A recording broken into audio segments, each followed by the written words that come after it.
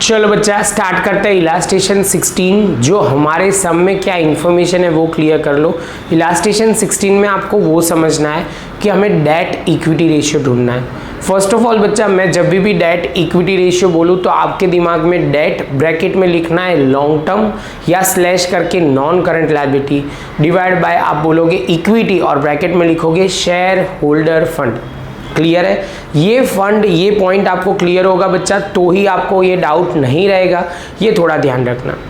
चलो बच्चा, तो अब सब में समझते हैं, जो इन्फॉर्मेशन है वो प्रॉपर समझना शुरू करते हैं। From the following information FL limited calculate the debt equity ratio बोला हुआ है। इक्विटी, तो हमें ये समझना है कौन कौन सी चीज़ इक्विटी शेयर होल्डर फंड में आएगी और कौन सी चीज़ नहीं आएगी। तो आप बोलोगे सर ये जो होता है ना वो इक्विटी एंड लायबिलिटी, आप बोलोगे सर वो इक्विटी वाले सेक्शन में आएगी, वो ध्यान में रखना है।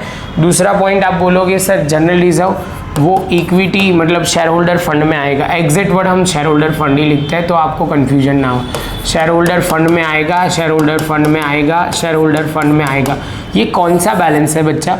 तो आप बोलोगे सर क्रेडिट बैलेंस है। कौन सा बैलेंस है? क्रेडिट बैलेंस है। इसलिए बच्चा आपको क्या ध्यान में रखना है, क्रेडिट बैलेंस होगा बच्चा। तो आप बोलोगे सर इसका मतलब ये हुआ, हमें ये ध्यान रखना पड़ेगा, इसमें शेयर होल्डर फंड में ऐड हो जाएगा। डेबिट बैलेंस होता तो माइनस करते। चलो आगे चलते हैं। आउटस्टैंडिंग एक्सपेंस जो है हमारी करंट लायबिलिटी, जो हमारे सम में नहीं आएगा। Long term loan and provision, जिसको आप बोलोगे नॉन करंट लायबिलिटी। क्लियर है ये पॉइंट? तो आप बोलोगे सर इसका टोटल करते हैं। सपोज इसका टोटल करके आप बोलोगे सर ये आ रहा है 20 लाख, और दूसरा आप बोलोगे सर यहाँ पे आप बोलोगे सर हमारी लॉन्ग टर्म लोन है और उसको मिलाएंगे तो 4 लाख हो जाएगा। तो यहाँ पे हम 4 लाख कंसिडर कर देंगे और इसके साथ बच्चा हमारा जो पहला पॉइंट है वो आ जाएगा। क्लियर है? अब बच्चा दूसरा स्टेप है, अब सीधा वैल्यू पुट करना है, तो हम सीधा वैल्यू पुट करते हैं। लेकिन ये बच्चा इलास्ट्रेशन है तो सर ने थोड़ा कैलकुलेशन करके रखा हुआ है। तो यहाँ पे देखो हमने बोला था वही, उन्होंने 20 लाख कैलकुलेशन करके रखा, 4 लाख कैलकुलेशन करके रखा और उसके बाद debt to equity ratio value put की। और इसमें आंसर में ध्यान में रखना है, उन्होंने वैल्यू पुट की 4 लाख डिवाइड बाय 20, तो करोगे तो कितना आएगा? बच्चा बोलेगा कि सर वो करेंगे तो हमारा आंसर आएगा 0.2, जिसको लिखेंगे is/1, G/1। इसके कहने का मतलब बहुत सिंपल है, ओनर्स फंड 1 रुपये का है और बिजनेस का ओनर्स फंड 1 रुपये का है, तो उनके सामने नॉन करंट लायबिलिटी 0.2 पैसा है।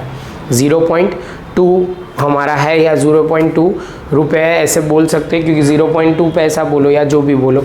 क्लियर है बच्चा? ये पॉइंट आपको बहुत ध्यान में रखना है, सिंपल पॉइंट है ये, आपको ये लॉजिक क्लियर कर देना है, इसमें करंट लायबिलिटी का कोई लेना देना नहीं है।